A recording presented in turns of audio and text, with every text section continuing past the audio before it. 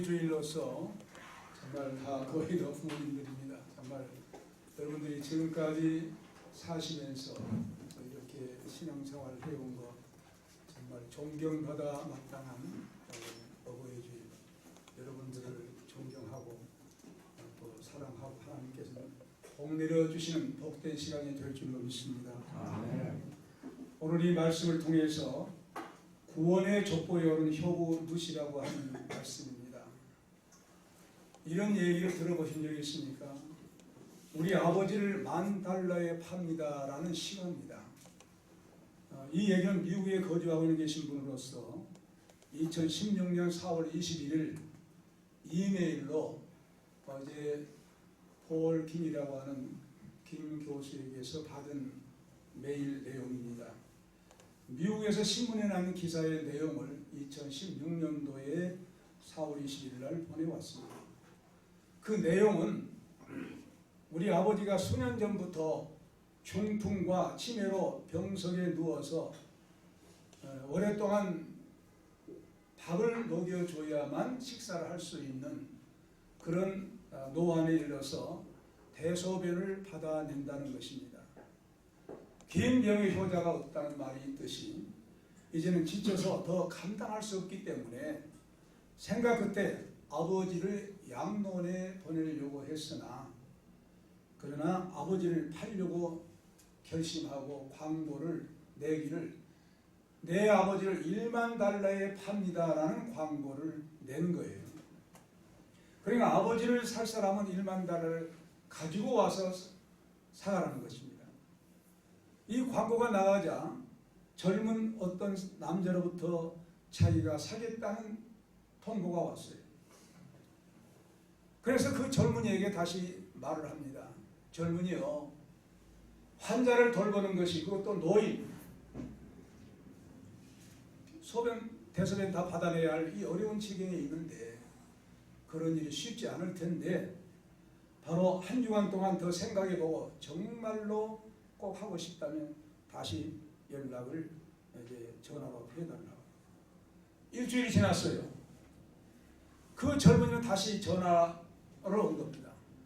한 주간 동안 깊이 우리 내외가 생각해 봤습니다. 생각해 봤는데 우리는 다시 생각해 본 결과도 역시 부부가 합의해서 결심한 그 이유는 저희 내외는 어릴 때부터 고아원에서 자랐다는 거예요. 부모가 누구인지를 모르고 자랐기 때문에 우리도 부모를 좀 모시고 아버지라고 불러볼 수 있는 그런 상황을 만들고 우리 자녀들도 할아버지를 불러볼 수 있는 그런 가정을 꾸리고 싶어서 결심을 했습니다. 그렇게 이제 연락이 온 거예요. 그래서 이제 바로 효도하고 싶다는 겁니다. 그래서 이제 이 내용대로 다시 한번 생각해 보라고 그렇게 결심이 섰다고 하면 이제 정말 $10,000을 꼭 가지고 와서 모시고 가라는 거예요. 참 정말 생각해 보세요. 오히려 돈을 모신다고 하면 돈을 받아야 되잖아요. 지금 같으면 돈을 내고 $10,000을 내고 사가라는 거예요. 그럴 수 있겠습니까? 참 기가 막힌 광고를 냈는데도 불구하고 이 젊은 부부는 우리는 정말로 할아버지 혹은 아버지를 부르고 싶어서 아버지라는 이름에 어머니라는 이름을 모르고 불러보지 못하고 자라왔으니까 간절한 소망은 꼭 그 아버지를 사서 모시고 싶습니다 라고 전화를 왔어요. 그 주소를 가르쳐 준 거예요. 그럼 이런 주소를 찾아보라고. 배를 눌러 찾으러 갔습니다. 배를 누르니까 하인이 나온 거예요. 깜짝 놀란 거예요. 그리고 집이 놀랍게도 서민들이 사는 그런 집이 아니었어요. 부자들이 사는 동네예요. 문을 열어줬습니다. 대문을 열고 들어가니까 그 문 안에 마당에는 수영장이 있어요. 수영장이 있다고 하면 상당한 부자가 아니면 그런 수영장을 만들 수가 없어요. 그리고 집으로도 들어가니까 실내는 호텔처럼 꾸며져 있어요. 대단한 집이에요. 그러면 거기에 이제 노신사가 앉아 있어요. 그러면서 젊은 내외가 이제 살기가 어려워서 아버지를 파는 것인 줄 알고 왔는데 막상 와서 보니까 궁궐이에요. 그래 정말로 그 놀라운 사실이에요. 그 노인이 앉아서 이제 말하기를 자 정말 어리둥절하고 있는 거예요. 좀 내가 이 어려운 그 집안에 1만 달러를 가지고 팔려고 광고했을 때는 대단히 어려운 상황일 것이라 생각하고 돈을 가지고 왔는데 그게 아닌 거예요. 그래서 이 집이 그럼 맞지 않은가 하고 돌아서려고 하니까 젊은 청년들이요. 젊은 내분 부르면서 맞다는 거예요. 그러면서 뭐라고 하냐면 내가 이제 정말 그거를 보고 하는 말이 광고를 낸 사람이 바로 나다. 그러면서 이제 젊은이의 뭐 결심을 한번 들어보고 확인한 다음에 친부모같이 모실 수 있는가라는 그런 생각 끝에 거짓말로 광고를 냈다는 거예요. 가난한 사람도 아니고 아픈 사람도 아닌데 내가 아프다. 우리 아버지가 아프다 하고 거짓 광고를 냈다고 한 거예요. 왜냐하면 그럼에도 불구하고 정말로 1만 달러를 가지고 와서 살 수 있는 사람이 있는가? 그렇다고 하면 그 진짜가 아니겠는가 하고 그런 광고를 냈다는 얘기를 한 거예요. 그러면서 이제 이 젊은 부부에게 노신사가 웃으면서 한 말이 나는 나이도 많지만 자식이 없어서 자식을 이제 될 만한 사람을 구하려고 거짓 광고를 냈는데 젊은이가 찾아왔으니 이제 너희 내외는 내 하나밖에 없는 자식이고 자부다. 그러면서 이 내 재산과 이 모든 집, 모든 유산을 다 너에게 물려주겠다. 속히 너는 하인과 함께 내 집에 가서 모든 이사할 모든 도구를 챙겨가지고 다시 오라고 하인을 동반시켜서 보낸 겁니다. 그래서 자 그렇다고 하면 이 사람은 갑자기 전격적으로 삶이 바꿔진 거예요. 이 시간은 뭘 말해주고 있느냐? 바로 고아였기 때문에 부모라는 존재의 가치를 알지 못하고 자라났던 그 고아 내외가 부모를 모시고 효도하고 싶다는 간절한 그 마음이 바로 간절한 효심으로 자기와는 상관없는 자기 상태와는 상관없는 그 간절한 효심이 결과적으로 전화위복되는 거예요. 그렇게 되려면 전혀 상상도 못하고 그냥 열심히 최선을 다해서 아버지라고 불러보면서 날마다 끼대며 생활한 그것이 목표였다는 거예요. 달라졌잖아요. 일시에 달라진 거예요. 우리에게 뭘 교훈해 줍니까? 부모에 대한 효도는 결코 공수가 아니다는 거예요. 공짜가 아니다는 거예요. 엄청난 복을 받게 되는 것을 이 실화를 통해서 우리에게 교훈하고 있어요. 그래서 바로 이 시대에 바로 이 신화는 부모 효도하기 어려운 이 시대에 살고 있는 사람들에게 효도가 진정한 어떤 가치를 가지고 있느냐 하는 것을 보여주고 우리에게 가르쳐주고 있는 귀한 실화입니다. 이 신화는 어쩌면 오늘 이 본문 성경 말씀에 나온 시어머니 나오미를 모시고 싶다고 고백한 룻과 같은 효자 룻을 떠올리게 한 이런 실화라고 볼 수가 있어요. 저는 이제 룻기서 오늘 이 본문을 2008년도 12월 14일 주일날 룻기 강해 설교 4번째로 베들레헴으로 돌아가려는 나오미와 룻이라는 제목으로 이 설교를 강해 설교한 바 있습니다.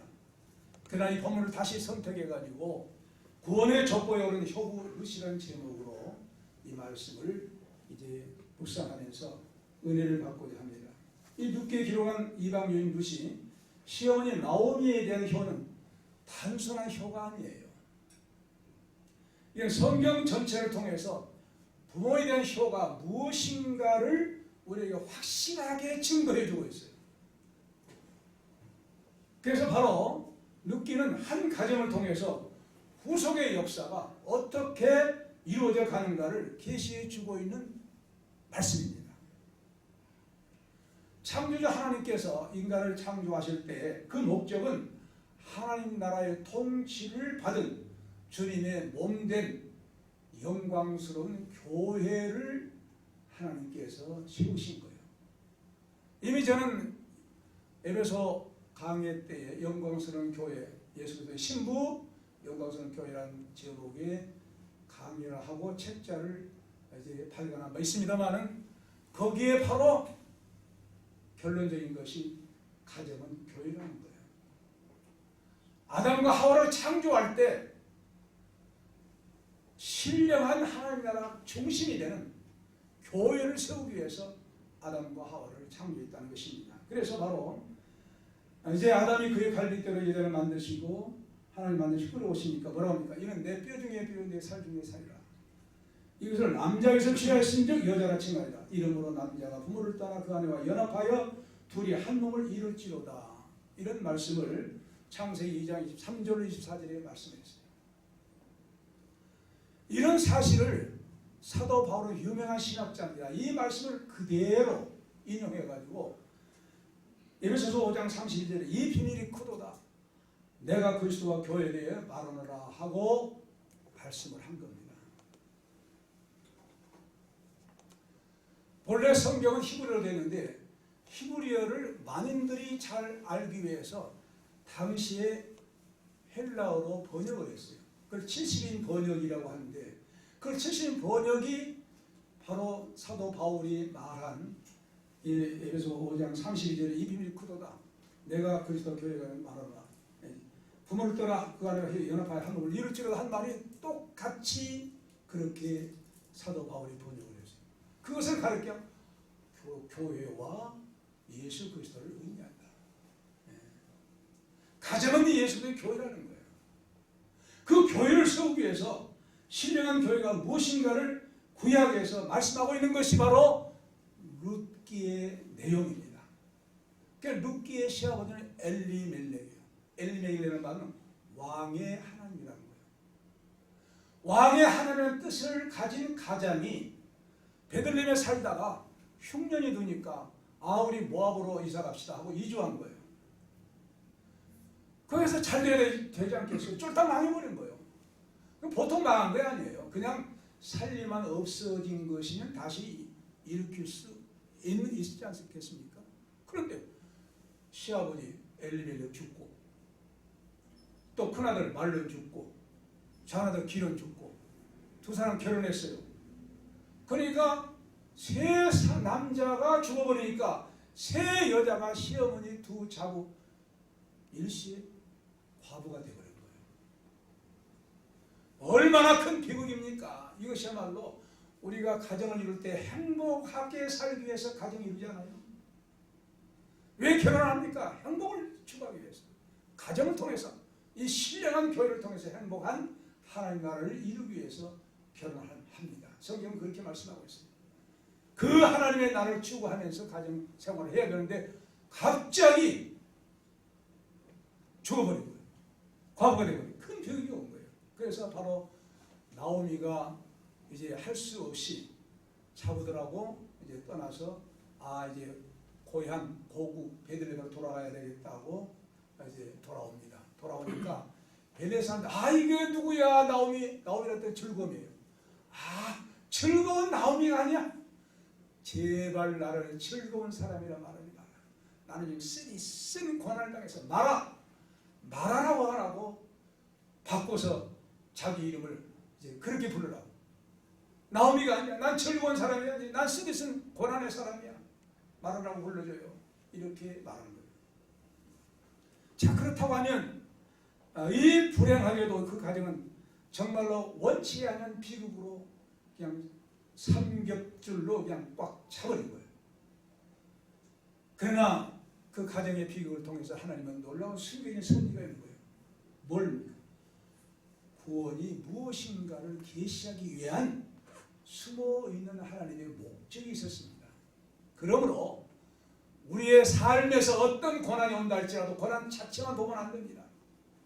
아버지여, 하나님 아버지시여, 이 고난 나에게 무슨 뜻이 있습니까? 이면에 어떤 구원의 섭리가 있습니까? 하고 기도해서 구원의 역사로 바꾸어지는 고난을 맞는, 고난이 바꾸어지는 그런 삶을 사시기 바랍니다. 아멘. 이제 두 자부에게 다 남편들이 다 죽었으니까 돌아가라. 유대 법에 의해서 자녀가 이제 큰 자부가 큰 아들이 죽으면 둘째 아들이 계승을 해줘야 돼요.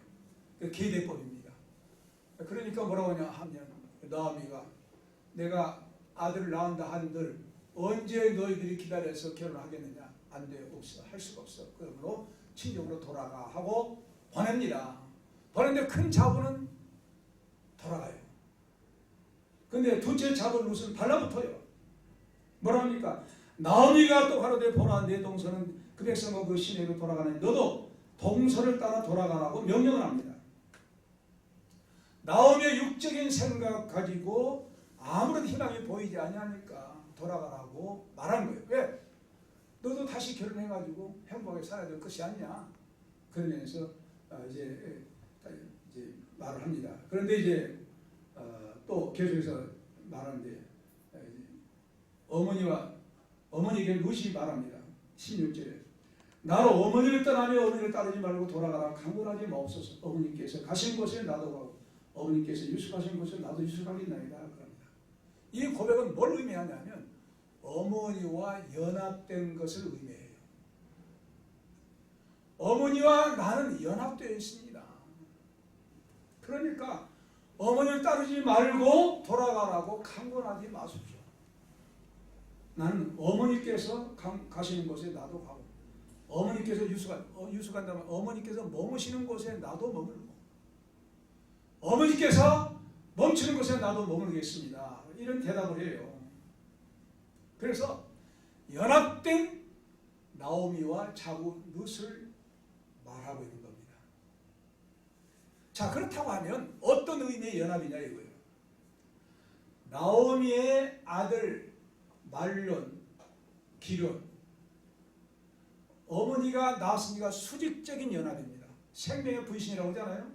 자기 자녀는 내 생명의 분신, 수직적인 연합이에요. 떨어질 수가 없는 거예요. 아무리 자녀가 무슨 일을 한다 할지라도 좀 미흡다 할지라도 내 생명의 분신이에요. 효당은 더 좋죠. 생명의 분신이에요. 수직적인 연합되는 거예요. 그 아들과 자부가 결혼했으니까 횡적인 연합이에요. 그러므로 그 시어머니와 또 아들과 결혼한 룻이기 때문에 역시 아들과 어머니와 수직적인 연합이 된 것처럼 이 자부 룻과 나오미는 수직적으로 연합이 된 거예요. 아들과 같다고 말입니다. 연합이 된 거예요. 그래서 바로 이제 그런 말씀을 합니다. 바로 이것은 어떤 마음에서 나온 것이죠? 효심에서 나온 것이죠. 나는 어머니가 하나예요. 여러분 하나예요. 하나인데 어떻게 떠나서 가요? 어머니가 머리라고 하면 나는 그 지체이다 그런 말입니다. 머리와 몸이 어떻게 떨어질 수가 있겠습니까? 떨어질 수 없습니다. 나는 하나입니다. 어머니와 하나. 이런 고백을 한 거예요. 그렇다고 하면 이렇게 수직적인 연합이 되었다는 사실을 확실하게 믿는 룻에게 어떤 역사가 일어나겠습니까? 바로 어머니가 가는 곳에 나도 가고 어머니와 함께 떨어질 수가 없다는 거예요. 그러므로 어머니를 복양하고 공경하는 것은 한 몸이니까 자연스럽게 될 수밖에 없어요. 한 몸이 아닌 사람은 시어머니는 시어머니고 며느리는 며느리예요. 성이 달라, 존재가 달라, 개체가 달라. 이러니까 문제가 발생하는데 이 룻은 하나입니다. 나는 하나입니다. 어머니와 하나입니다. 떨어질 수 없어요. 그러니까 생각해 보세요. 왼팔을 가는 것을 오른팔에 자연스럽게 가지 않습니까? 그러므로 이 루세에게서 어머니와 하나라고 하는 연합된 의미에서 루세의 효도는 너무너무 자연스러운 거예요. 하기 싫어요. 왜 나한테 고된 일을 시킵니까? 이런 것이 있을 수도 없는 거예요. 그래, 어머니 좋아요. 나는 어머니의 딸이잖아요. 어머니와 한 놈이지 않아요. 그래서 멸이란 말이 처음에는 등장하지만 나중에 없어져요. 딸이라고 해요. 하나라고 해요. 그래서 유기적인 관계라는 거예요. 시어머니 나오미와 룻은 떠밀 수가 없는 한 생명체, 유기적인 관계. 이런 생명적인 수직적인 관계이기 때문에 그 룻에게서 어머니를 복양하는 것은 너무너무 자연스러운 일이에요. 그러면서 뭐라 합니까? 어머니께서 가시는 곳에 나도 가고 어머니 멈추는 곳에 나도 머물겠습니다. 어머니 하나님이 나의 하나님이 되시니 그래요. 근데 이제 우리 한글 성경에는 그리고라는 말이 빠져 있어요. 근데 이 원문 성경에는 그리고라는 말이 계속해서 붙어 있어요.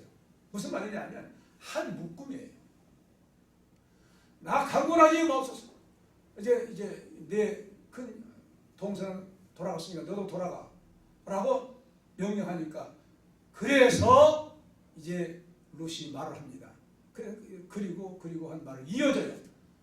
한 묶음으로 된 이 말씀을 우리에게 이제 고백하고 있는데 바로 그러면서 어머니 가는 곳에 나도 가고 어머니의 백성이 나의 백성 그리고 어머니 하나님이 나의 하나님이라고 고백하는 어머니라고 고백하는.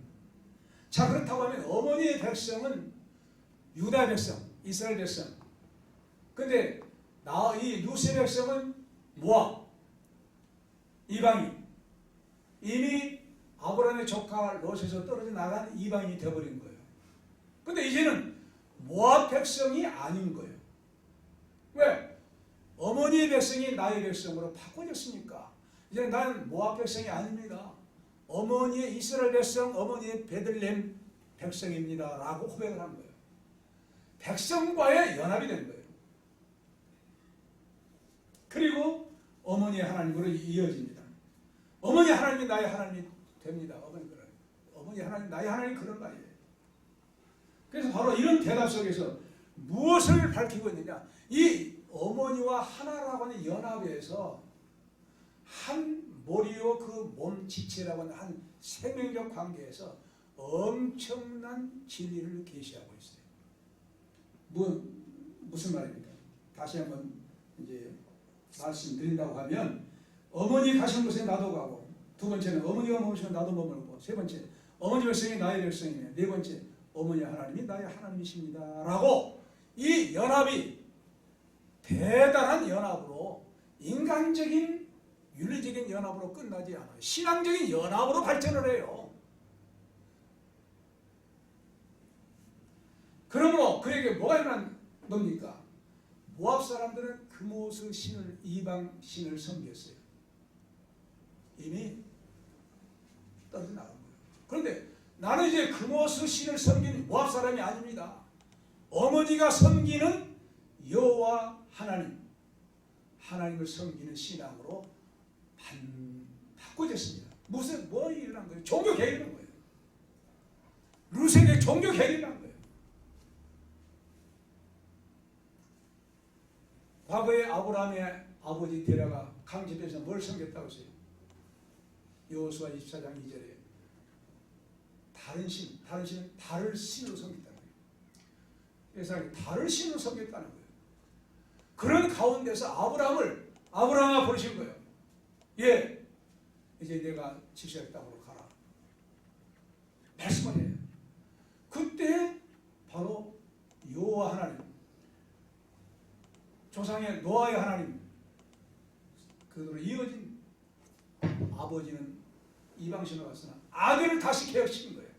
그러니까 아브라함을 부르신 것은 창세기 12장 1절로 3절에는 이 이방신에서 여호와 하나님의 신앙으로 종교 개혁적인 말씀이 거기에 기록된 겁니다. 아브라함처럼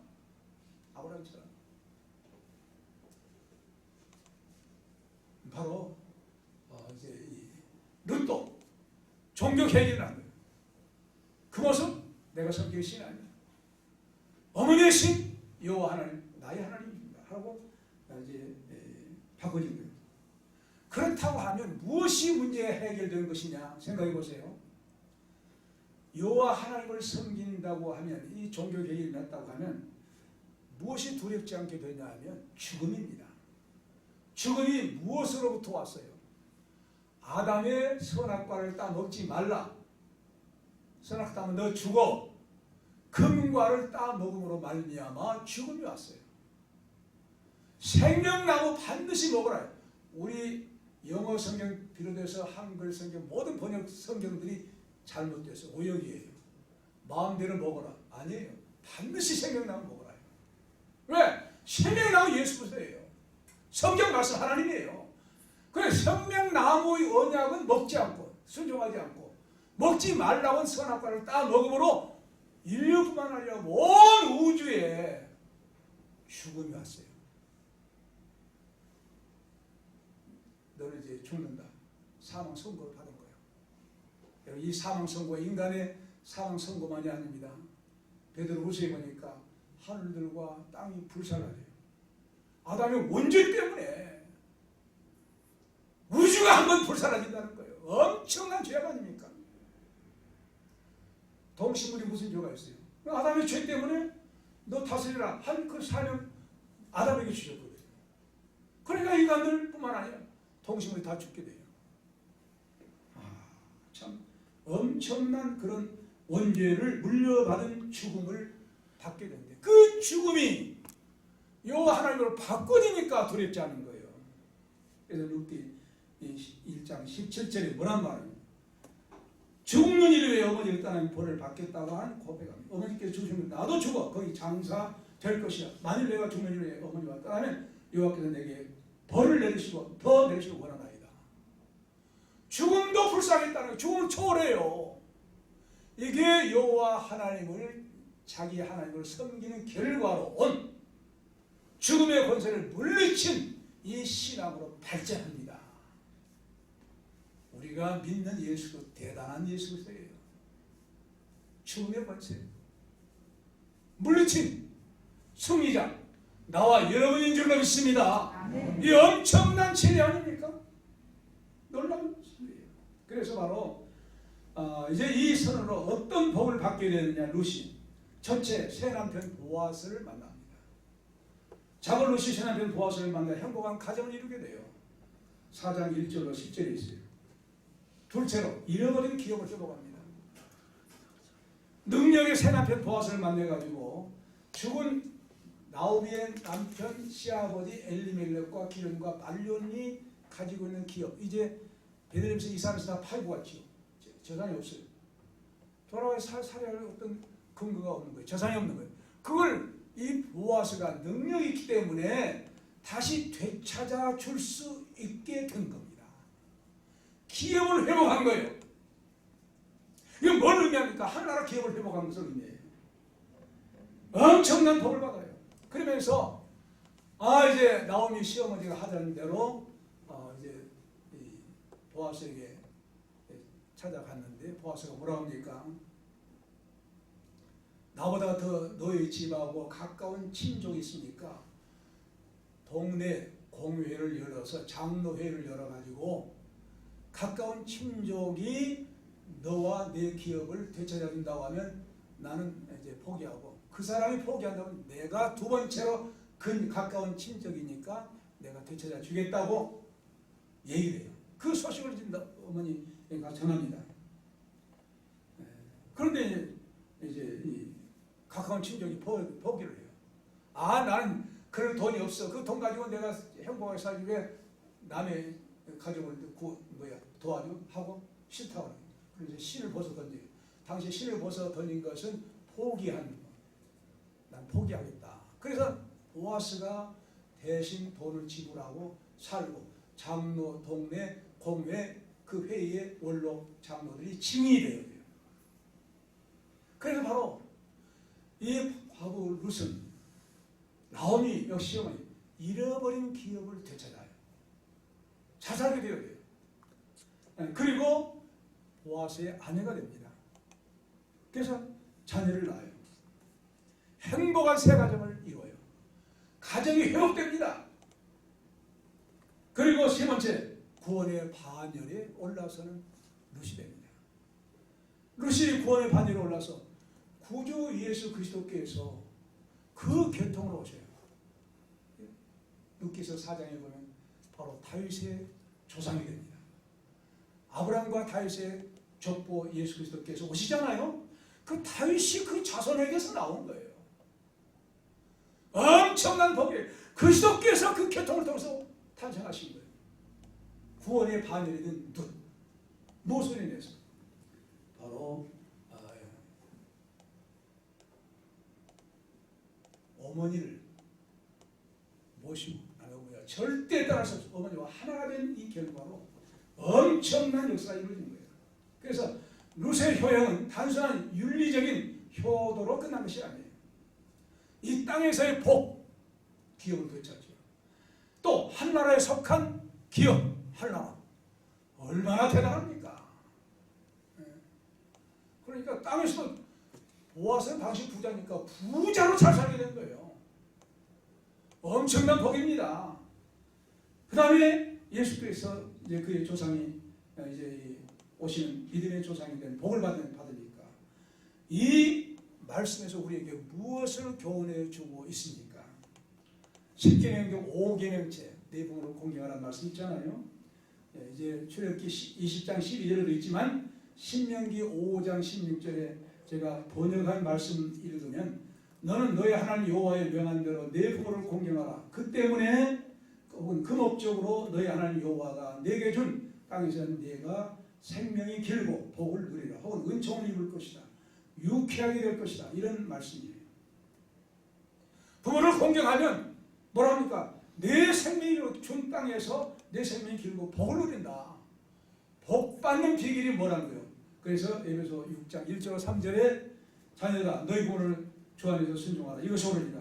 네 아버지와 어머니를 공경하라. 이것이 약속의 첫 계명이니 이는 내가 잘되고 땅에서 창소하리라. 이 복을 누처럼 받을 수 있는 자녀들이 되도록 부모된 나와 여러분들은 자녀들을 교육시켜야 되고 자녀들은 또한 누처럼 부모를 섬길 수 있는 자녀가 되도록 우리가 기도하고 교육시킨다고 하면 부모만 잘 되는 것이 아니고 부모와 효도 받은 것이 아니고 자자손손 땅에서도 복을 받고 영원한 하나님 나라를 기업으로 받는 룻과 같은 그런 복에 동참하는 여러분과 여러분들의 자손 되어서 정말로 하나님의 이렇게 놀라운 은혜가 넘친다고 하는 그런 복을 체험하며 살 수 있는 삶이 되시기 바랍니다. 아멘.